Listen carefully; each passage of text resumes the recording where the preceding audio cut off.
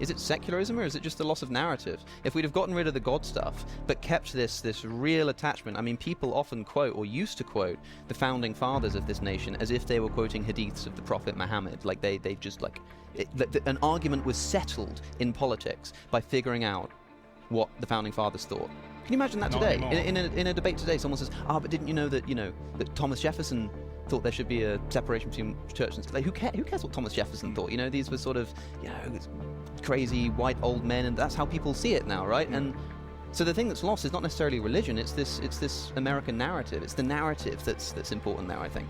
We don't have a socially recognized, legitimated home outside of the religions for people who want to ameliorate their foolishness, who want to enhance their connectedness, if you'll allow me a little bit highfalutin word, who want to cultivate wisdom. Some people are saying that atheism is going out of fashion. You are doing a good job of trying to bring it back into fashion.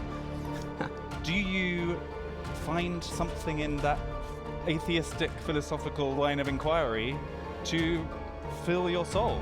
I think we're screwed as long as people keep looking in the wrong place. And that place is this realm of the propositional, right? You stop bloody talking all the time, and you start doing other things. I mean, isn't that a bad thing to say at a conference? Hello! My name is Freddie Sayers. I'm in charge of Unheard. We are partnering this weekend with the amazing Dissident Dialogues. Thanks, everyone, for making it out to this extraordinary place. We've struggled to find our way. What an opportunity we have now for the next couple of days to actually get to know each other and have proper conversations, and I personally am really, really excited about it.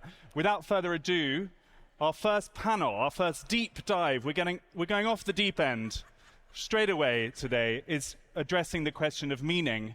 And to help us do that, we have two amazing people. The first you will know as Cosmic Skeptic, but he is no longer Cosmic Skeptic. He's the artist formerly known as Cosmic Skeptic. He's Alex O'Connor, and he is joining John Vervaeke, who is a professor of psychology from the University of Toronto, who has coined...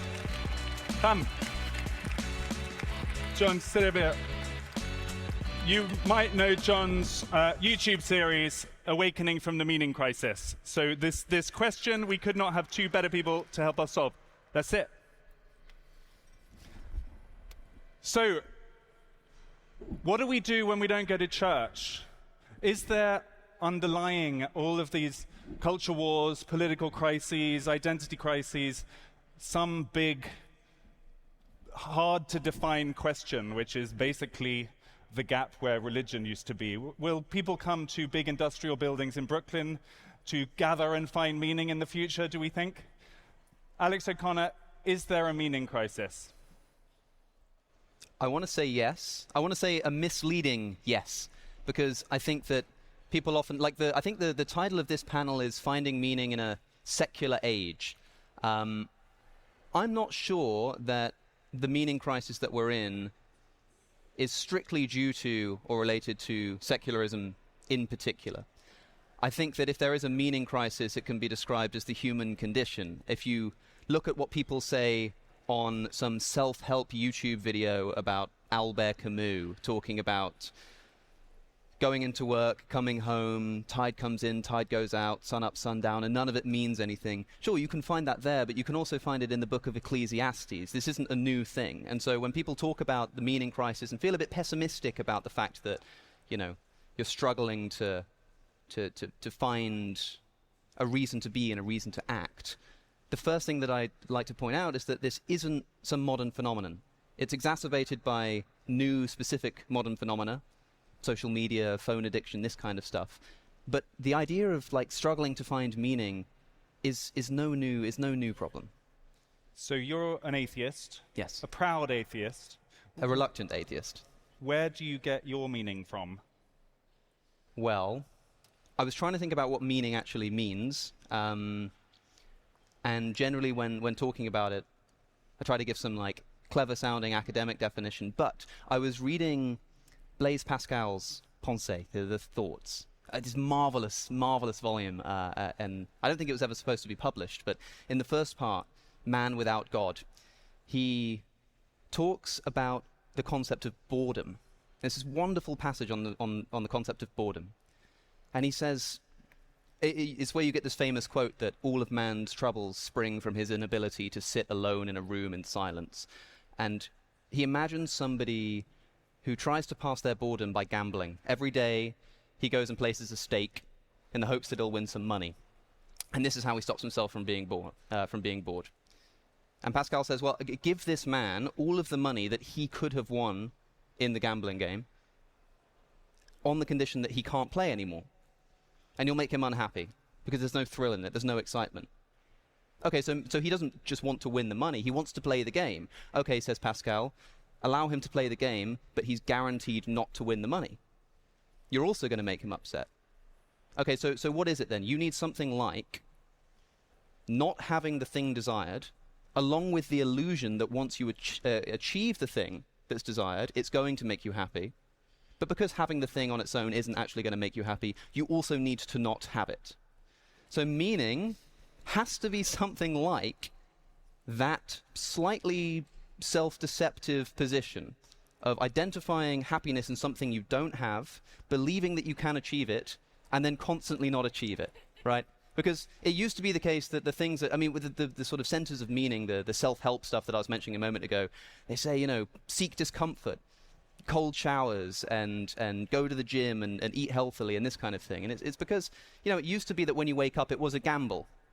You don't know if you're going to have a shelter over your head. You don't know if you're going to have food to eat. Every single day, the thing resets. Now, you've got the money without the game. You've got the food, you've got the shelter, you're fine. So what people are doing is they're seeking out the game without the prize. This is why religion does it so well, because religion is the definition of something which you don't have now and for your entire life will not have, and yet believe that you can have and think that that thing is desirable.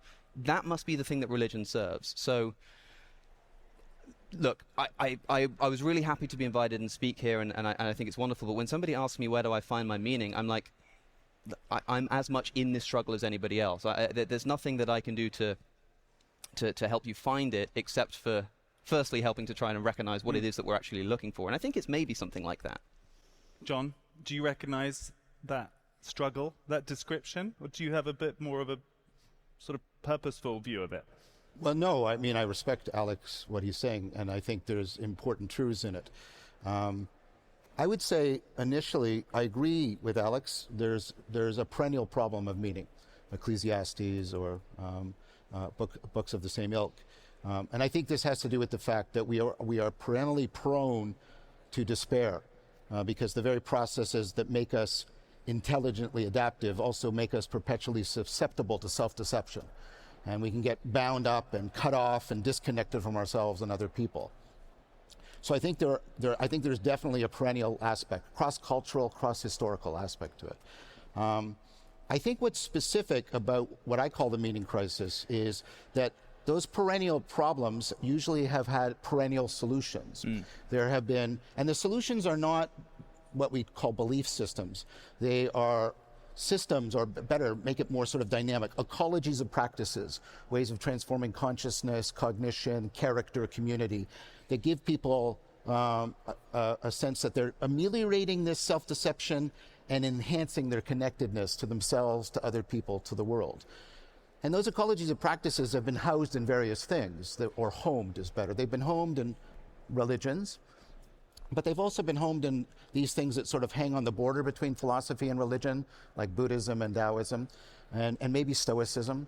And so what seems to be the case, though, is we don't have a socially recognized, legitimated home outside of the religions for people who want to ameliorate their foolishness, who want to enhance their connectedness, if you'll allow me a little bit highfalutin word, who want to cultivate wisdom. And because of that, and that has to do with some very important historical factors. But do you think it's new, though? I mean, Alex was saying it's been around forever. Just a mile away, we have the Columbia campus. It has nothing to do with this conversation in a way, but the intensity of the political disagreement, the sense that people are fundamentally unreconciled.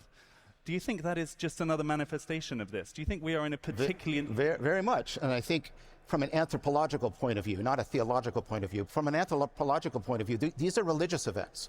These are people... Well, I want to do what Alex did. What is it that we're seeking? We're seeking meaning. So in cognitive science and psychology, we try to distinguish between the meaning of life, which is some grand metaphysical claim, and meaning in life. And philosophers like Susan Wolf and others.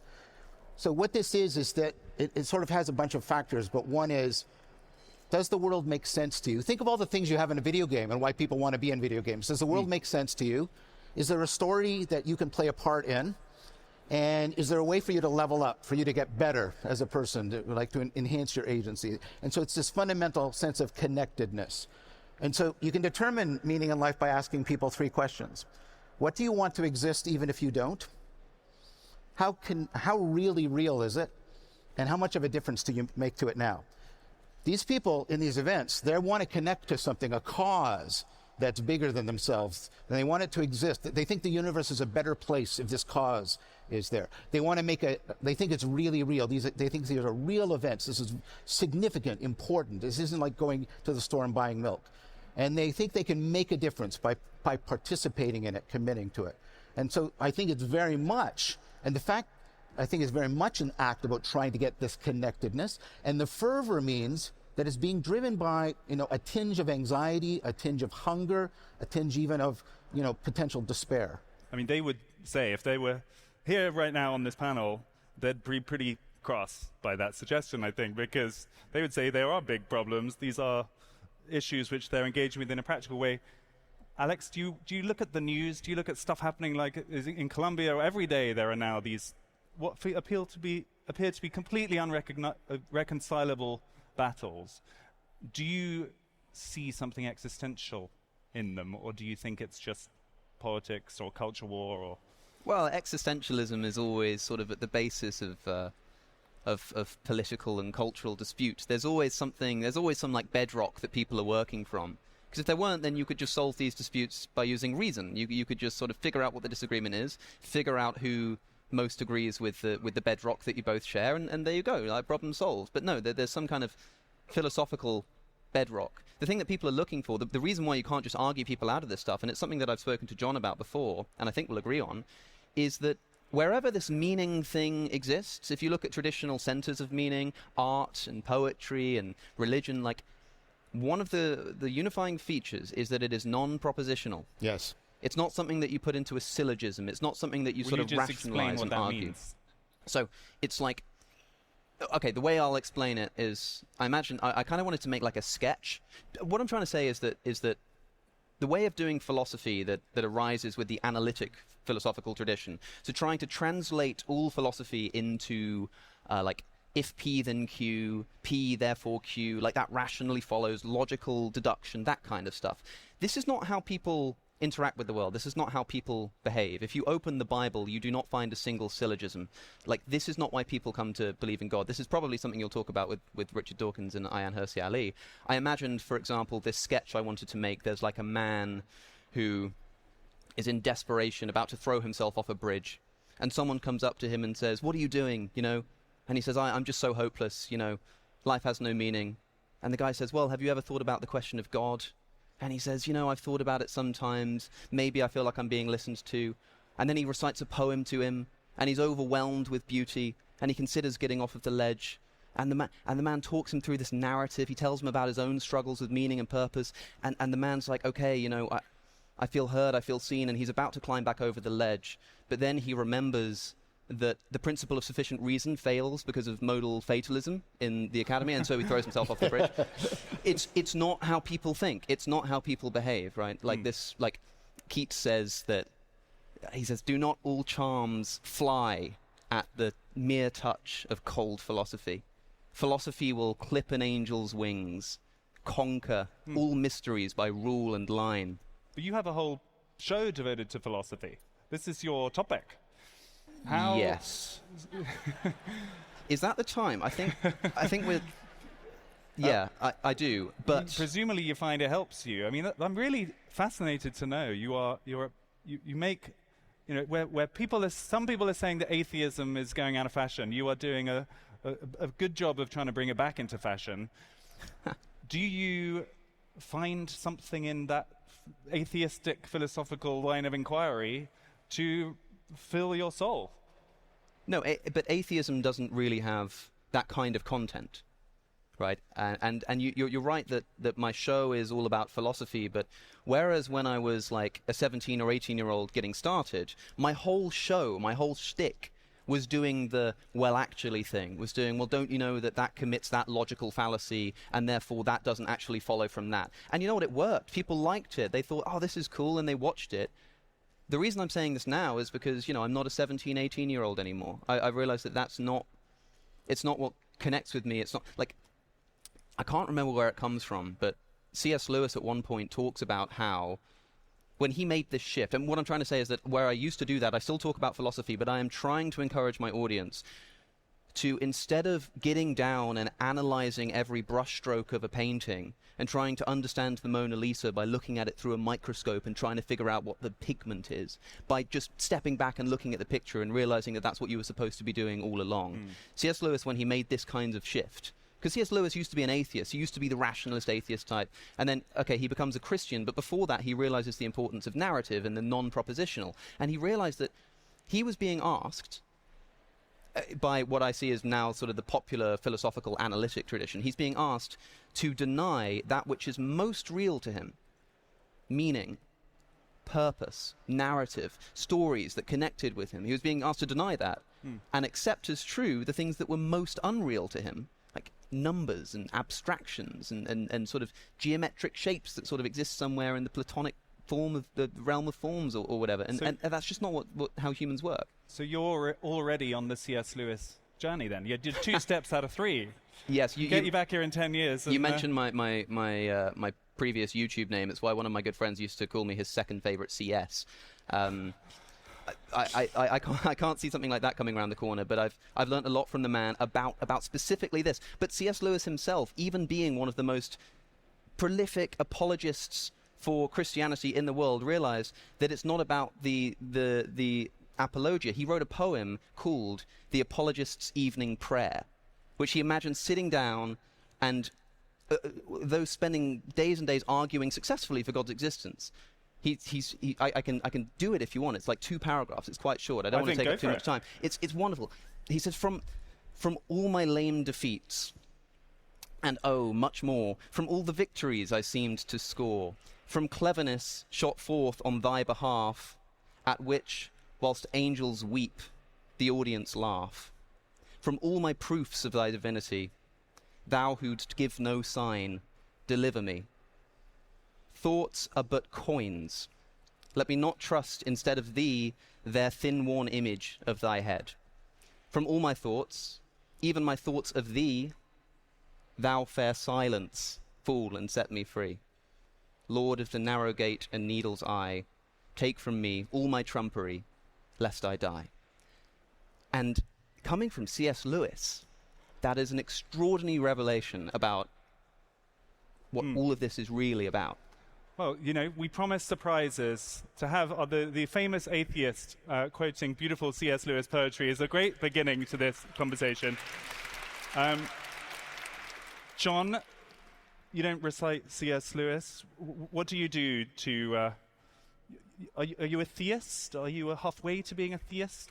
I would describe myself as a non-theist. A non-theist thinks there is still an open question about the referent of words like sacredness, without agreeing to the proposal that the only way that can be captured is by a supernatural, super thing, super person. So that you could, like, there are religions that are properly non-theistic, like Taoism, Zen within Buddhism, things like that.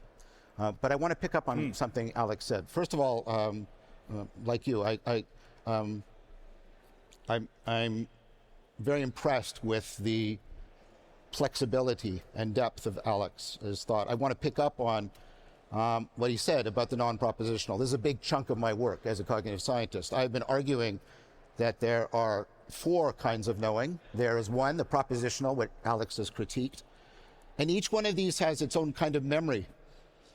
This is how we know that they're actually distinct things. And then there's your procedural memory. This is knowing how to do things. You knew how to walk and sit down. You didn't do that by running an argument. That's a skill. It's not a belief, it's a skill. But it's a way of being in contact with reality. Then you have your perspectival knowing. You know how to notice things, how to focus your attention, how to be present or absent with people, right? And this you know that you have a kind of memory attached to this. This is your episodic memory. This is when you remember specific events and the perspectives you took on them.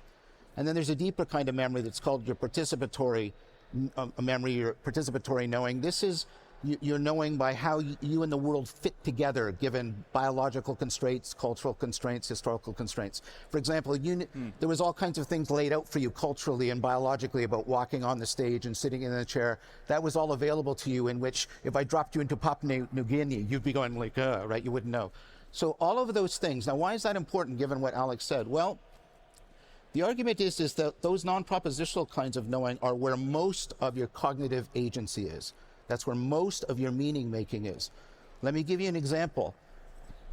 We think we're talking abstract thought when we're talking propositional. Listen to the word abstract, lift out. We talk about moving around and progressing through an argument, or getting to the end, or what's underneath this argument, or what does it stand on, or can I we use all this language, and what's becoming apparent from cognitive science is we take all of that non-propositional machinery that we use for navigating the world, I mean like the physical world, and what we do is we bootstrap it up into navigating the intellectual world. And so this world up here, the abstract world, can't actually function autonomously. It has to constantly get nourished by the non-propositional. That's what he did with the poem. So what do we do with all of that? How do we... Well, you stop bloody talking all the time, and you start doing other things. I mean, isn't that a bad thing to say at a conference, right? But what you do is, no, you have practices. You have to do individual, and what the research is showing, you have to do collective, collaborative practices. So, I do Tai Chi Chuan, I meditate, I contemplate, I do a journaling practice from Stoicism. And what you do is you find sets of practices, and there's formal reasons for this, but they have sets of strengths and weaknesses, and you try to get them so that they're as self-corrective as possible, so that you are comprehensively intervening in this meaning-making machinery. Because here's the thing, it's not optional. It will run regardless of what you're doing up here. The issue is, can you get it run in a way that is actually at least responsive to good argument and evidence up here? And the answer is you can. It's not optional. You can't I just won't pay any attention to that. That's not optional for you. But what you can do is make practices. This is like Plato. You want to get the man and the lion and the monster properly talking to each other. And a lot of that talking isn't through speech. It's by engaging in new ways of noticing, new ways of taking a stance towards a situation, new ways of assuming an identity and a role in a situation. It feels somewhat mechanical, though, doesn't it? I mean, both of these processes, whether it's creating a task that you can never quite conclude, which you talked about at the end, that offers a false promise, or engaging in practices that almost seem to sort of trick your soul. No, I wouldn't say trick. Are you doing these with a sense that there is a truth that you are getting closer to? Is this a purposeful, faithful activity? Well, I'm going to challenge you, because you used a property of propositions to ask me the question, which means you're still prioritizing them. Your skills aren't true or false. They're powerful or not. And power is another way we judge realness. Your perspectives aren't true or not. It's whether or not they make you feel present in a situation. And you're foregrounding the right things and backgrounding the right things. Are you taking the right role? That's your participatory knowing. That's real, because if you don't take the right role, you can't engage with the correct set of problems that you're being faced, and you can't be responsible in the appropriate manner. These are all different ways. We don't have a single sense of realness. We have multiple senses of realness, and part of what I think we're trying to do is relearn how to re-coordinate those senses of realnesses so they are not operating orthogonally or antagonistically, but so they're mutually correcting and affording each other, so that we get the fullest possible connectedness to what we think is most reliably real, not just abstractly, but in the guts of our lives. Putting all that together and trying to zoom out to look at how the whole of society might or might not shift, do you think we're screwed? Do you think are we going to have millions of people engaging in this kind of purposeful activity and therefore changing the direction of the meaning crisis, or do you think we are headed in a direction that only gets worse? I think we're screwed as long as people keep looking in the wrong place. And that place is this realm of the propositional, right? That's why I think John and I get on so well in the podcast that we did together as well. It's because this is something that we can completely agree on, that obviously, sorry to disappoint you, I can't tell you how to find meaning. That's not something that I'm going to be able to do in 6 minutes and 53 seconds. You know what I mean? And I don't think anybody seriously thinks that I'm going to be able to do that. But you're still here listening. We just want to sort of talk about what meaning is. So I can't tell you where it is found, but I can tell you where it's not. And it's not found at the bottom of a microscope. It's not found in these syllogisms. People don't... Anything that brings people meaning, being talked into it or being talked out of it, never happens, rarely happens, because of syllogistic argumentation. It's something else. I was reading Leo Tolstoy's Confession. It's a wonderful... it's brilliant. It's only like 100 pages. And he talks about how he knew somebody who'd been on a camp with his brother or something, and it stunned me as well because it was so long ago. It reads as if they're talking about the modern world and its abandonment of religion due to technology and all of this kind of stuff, but this is Tolstoy. And he says that this friend, he's out with his brother, and they're in a tent, and at the end of the night he sort of bows down to pray, do his nightly prayers like they were trained to do as children. And his brother says, "Do you still do that?" And that question alone, that was enough, such that man never got down on his knees and prayed ever again. There's no argument. There's something that isn't syllogized, that's sort of brought about by that kind of attitude that completely changed his mind. And Tolstoy himself concluded that while looking for questions of meaning, he realized that the more precise the answer, the less interesting the answer was. And the more it was, the closer it was to answering the question that he was interested in, the more vague it necessarily became. You know, I can tell you, in principle, exactly how many molecules are in that jug of water over there. But who cares? It doesn't mean anything. And I think that we're sort of stuck. The reason that we are sort of perpetually screwed is because of that sort of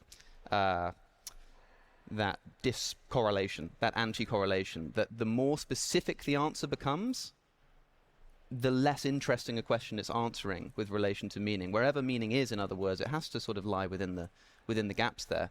And that's an old story. That's nothing new. Is that pessimistic or optimistic? I'm trying to work it out. What is the answer to "are we screwed"? I mean, do you think, we're putting all that together, we have a secular society. The numbers for religious faith are continuing to plummet.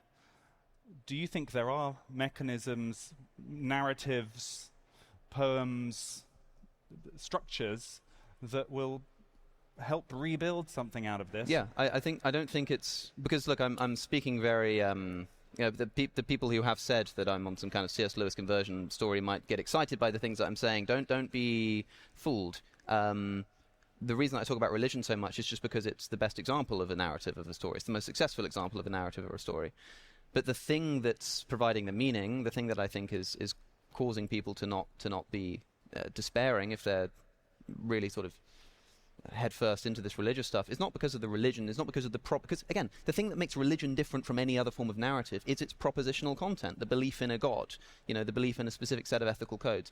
I've already said that I don't think is the important thing. The important thing is the narrative. The reason the United States did so well for a time was because it had this foundational nation myth. The meaning in an American's life after the Revolutionary War was not found in the fact that Washington swears in on a Bible, but because the man who's swearing in is himself something of a mythical figure. But it seems to have lost confidence in that myth. And so you point to like sort of, you know, the crisis of secularism in modern America. Is it secularism or is it just the loss of narrative? If we'd have gotten rid of the God stuff but kept this real attachment, I mean, people often quote or used to quote the founding fathers of this nation as if they were quoting hadiths of the Prophet Muhammad. Like they just like an argument was settled in politics by figuring out what the founding fathers thought.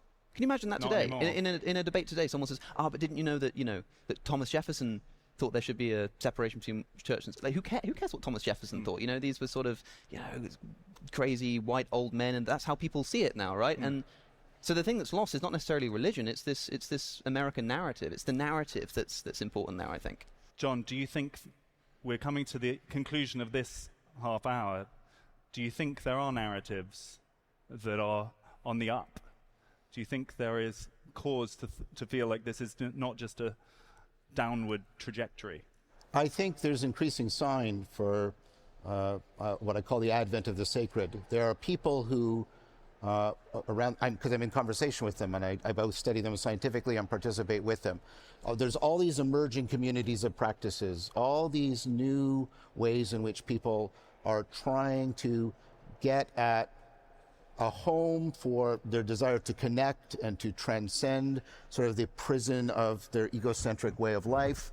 And they are generally open to the fact that they think the traditional way of talking isn't working for them. You know, the fastest growing demographic group are the nuns, the NONESs, no official religion. They'll overtake Christianity in the United States probably in the next 2 decades or so. Something like that, or maybe a little bit longer.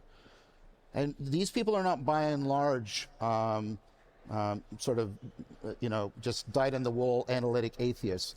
They're very much, you know, people like Alex, people who are, you know, I think appropriately called seeking. They're seeking in some way, they're open, they're trying to consider new ways of thinking about this. And I think that is predicting that there is going to be a fundamental change. I mean, barring that we don't destroy the world and other things along the way. And because any attempt to, and this would be my critique of all ideological political endeavors, any attempt to top down this into existence is going to fail. This has got to bottom up. It's got to come up, like I said, out of that non-propositional, out of people doing new practices, forming new kinds of communities. Then the narratives will be born. They'll be born out of that. They can't just be made and imposed on people or sold to people. That won't take. That won't work. Ladies and gentlemen, thank you so much to both of our panelists on this conversation.